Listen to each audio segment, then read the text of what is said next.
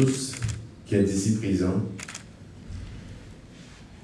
Est-ce possible aujourd'hui de parler de liberté de la presse dans mon pays quand une de nos voix manque encore à l'appel? Peut-on parler d'une presse libre quand dans les conférences de presse il manque encore une caméra? Celle de notre confrère Vladimir Le Gagneur, disparu depuis déjà plus d'1 an. Alors que la corporation tout entière exige la lumière autour de cette affaire, les autorités policières nous promettent une enquête qui a déjà trop duré. Il n'est rien de plus pénible que d'être tristement célèbre dans l'exercice d'un métier aussi noble que celui d'informer. Depuis la disparition de notre confrère, combien de reportages réalisés sur les conditions de vie des gens de Grand Ravine? Pas un seul à ma connaissance. Parce que nous exerçons ce métier confronté à des risques énormes qui mettent en péril notre vie, nous sommes très souvent mal compris de nos proches et amis qui, par un coup de téléphone, un message WhatsApp, nous demandent ou n'en bagaille ça toujours même. Là, je pense à ma femme qui éprouve la plus grande douleur quand je prends ma caméra, mon gilet pare-balles et mon casque pour aller couvrir une manifestation dite pacifique. Si la liberté de la presse est une garantie au renforcement de la démocratie, celle-ci souffre amèrement parce que les gouvernements qui se sont succédés durant ces 30 dernières années, ils ont tendance à voir en nous, professionnels de l'information, des emmerdeurs. On l'a vu durant le quinquennat de l'ex-président Martelly, et on le constate encore, malheureusement. Des journalistes dépossédés de leur caméra, interpellés arbitrairement, malmenés au Parlement, qui devrait être un des symboles les plus forts de la démocratie, le fondement même de l'état de droit. Au cours de la journée du 13 février dernier, des manifestants ont frappé des journalistes, abîmé des véhicules de presse clairement identifiés. Des agents de la police nationale ont menacé les journalistes, les locaux de la télévision nationale d'Haïti attaqués, des équipements brûlés. Des directeurs de médias ont dénoncé de leur part le brouillage de leurs ondes. Là, je citais un communiqué conjoint de l'Association nationale des médias haïtiens, ANMH, de l'Association des médias indépendants d'Haïti, AMI, et de l'Association des journalistes haïtiens, AJH. Alors que je couvrais une manifestation à proximité du siège de la présidence, j'étais contraint de vider les lieux après avoir reçu un projectile à l'avant-bras droit. Plus de 2 mois après, aucune enquête n'a été diligentée. Comment donc éviter que ces actes horribles ne se répètent? Une interrogation qui, semble-t-il, n'a aucun sens aux yeux des autorités concernées. Mais quand même, c'est quand même pas surprenant dans un contexte où des officiels cohabitent avec des bandits sans foi ni loi, qui sèment la terreur partout à travers le pays. Qui peut oser parler d'état de droit en Haïti quand les principes fondamentaux de la démocratie sont bafoués par des autorités politiques qui eux-mêmes couvrent d'immunité des bandits activement recherchés par la police? La démocratie préconise la prise du pouvoir par les urnes, alors que dans mon pays, on le sait tous, la violence est devenue une constante des campagnes électorales, jusqu'à nous imposer, et ceci à notre société tout entière, des prétendus vainqueurs. Quand dans un pays, des ailés militants traquent des journalistes à cause des analyses qui leur déplaisent, sans être réprimandés par leur parti politique, quel modèle de démocratie veut-on laisser en héritage aux générations de demain? Alors, est-ce à nous de changer de métier ou aux acteurs politiques de se conformer ou de se comporter un modèle de citoyen selon les règles du jeu démocratique. Oh non, nous n'allons pas changer de métier.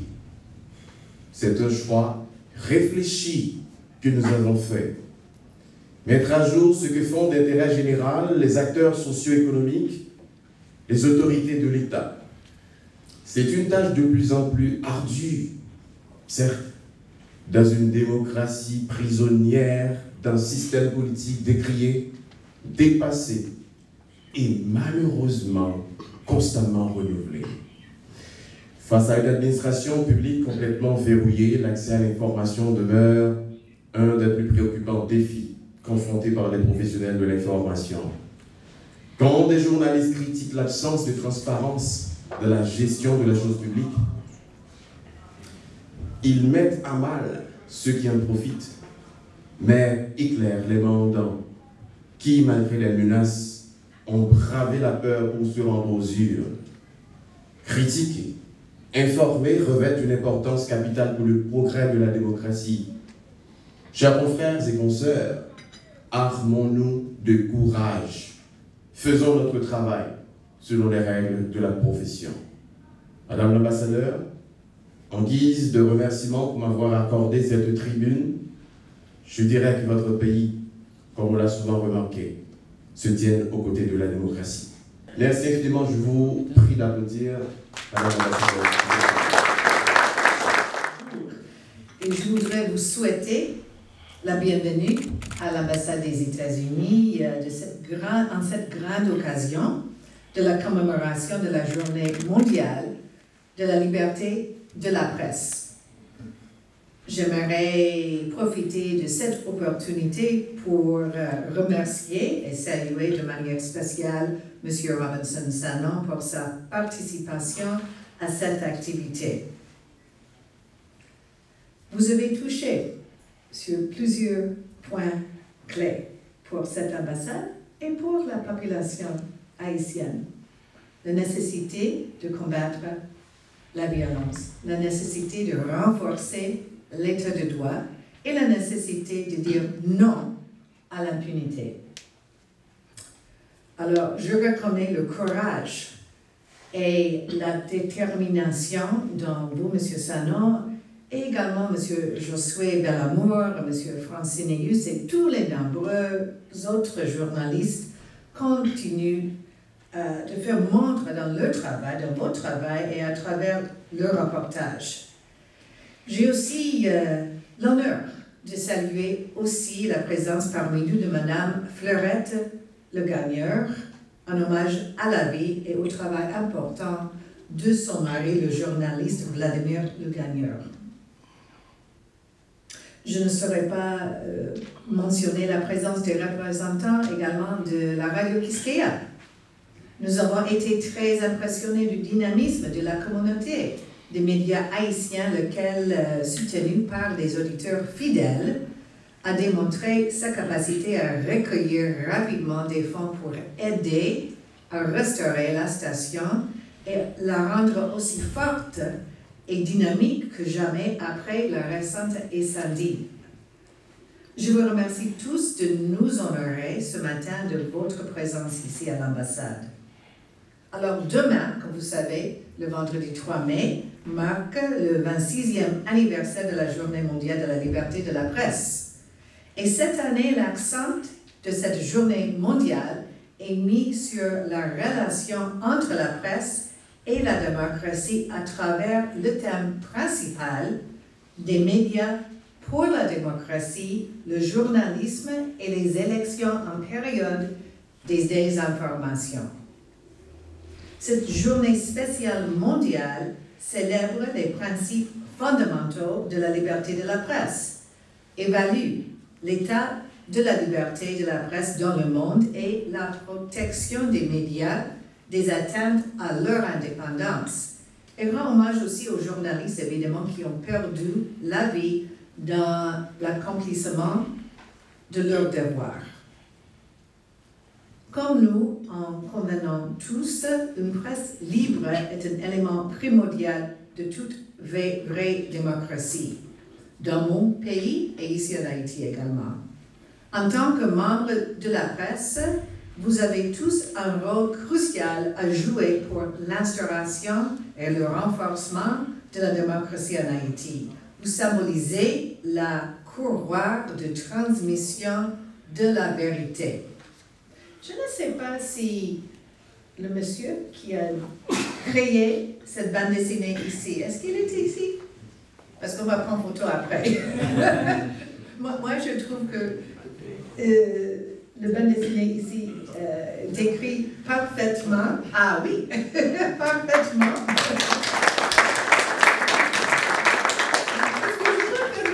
C'est pas toujours par voie du micro, par voie de la presse écrite. C'est aussi des bandes dessinées qui passent les messages importants à la population, n'est-ce pas? En informant les citoyens, vous tous, vous les aidez à se forger les opinions sur les problèmes, les défis politiques, économiques et sociaux fondamentaux qui affectent leur vie. Cependant, comme vous le savez, réaliser les reportages en Haïti va au-delà du simple fait d'informer la population. En diffusant des informations ponctuelles et objectives à la population, vous les rendez responsables. Vous contribuez à donner une voix aux citoyens. Vous donnez aussi aux citoyens les outils dont ils ont besoin pour s'engager et plaider en faveur d'un changement réel et durable. D'insister sur les réformes, d'insister sur les enquêtes, d'insister, comme je dis, sur le renforcement de l'état de droit et d'insister qu'il n'y a pas d'impunité dans n'importe quel domaine. Votre travail entraîne un dialogue important, aide à promouvoir l'engagement civique, à construire des institutions et à éduquer et à aider les sociétés à prospérer. Nous avons besoin de vous dire qu'aussi noble qu'il soit, le travail que vous faites n'est pas facile. L'année écoulée, vos efforts ont permis de renforcer ceux qui luttent contre la corruption et ceux qui demandent des comptes. Alors que vous travaillez à promouvoir les droits de l'homme et même à protéger des vies, beaucoup d'entre vous ont risqué la leur. Ici à l'ambassade américaine, nous reconnaissons et saluons vos efforts et nous restons déterminés à soutenir cette liberté de la presse en Haïti.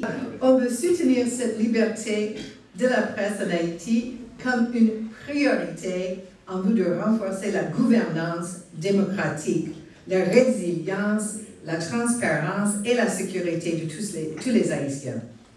Par exemple, en janvier de cette année, notre section de presse a organisé une formation sous la direction de M. Yves Collomb, expert américain en médias, avec les journalistes venus de diverses régions d'Haïti sur les meilleures pratiques de reportage avant, pendant et après une crise. Et cet été, notre bureau des affaires publiques à l'ambassade organisera une formation à Washington avec la Voix d'Amérique, VOA, au bénéfice d'un groupe de journalistes sur le rôle des médias dans la bonne gouvernance et le rôle dans le travail visant à porter les élus à rendre compte, accountability.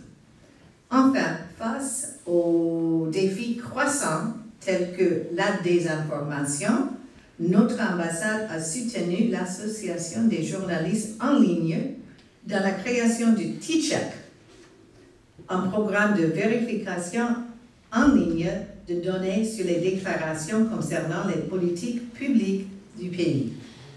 Nous sommes heureux de noter qu'ils ne sont pas les seuls, évidemment, à effectuer le travail de vérification des faits et données en Haïti, car Thomas et plusieurs d'entre vous aussi présents vérifient les faits au quotidien. Plusieurs sections de notre ambassade, plusieurs agences supportent également la presse haïtienne. USAID, notre assistance bilatérale, par l'intermédiaire de la groupe Croissance, a soutenu le travail de la première association des journalistes économiques d'Haïti, dont certains membres sont présents parmi nous ce matin. Et notre programme d'USAID de renforcement du secteur de la justice, également connu sous le nom JSSP, contribue à renforcer le journalisme d'investigation ici en Haïti. Les États-Unis demeurent un partenaire engagé d'Haïti et en tant que fervent partisan de la liberté de la presse, nous renouvelons notre engagement de vous accompagner en cette journée mondiale de la liberté de la presse et de vous accompagner chaque jour de l'année.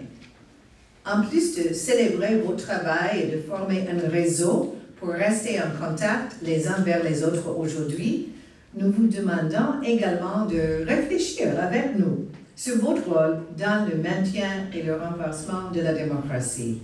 C'est une grande responsabilité et vous devez en être fiers. Je salue une fois de plus le travail que vous faites en tant que défenseur de la liberté de la presse et défenseur de la démocratie. Merci une fois de plus d'être venu.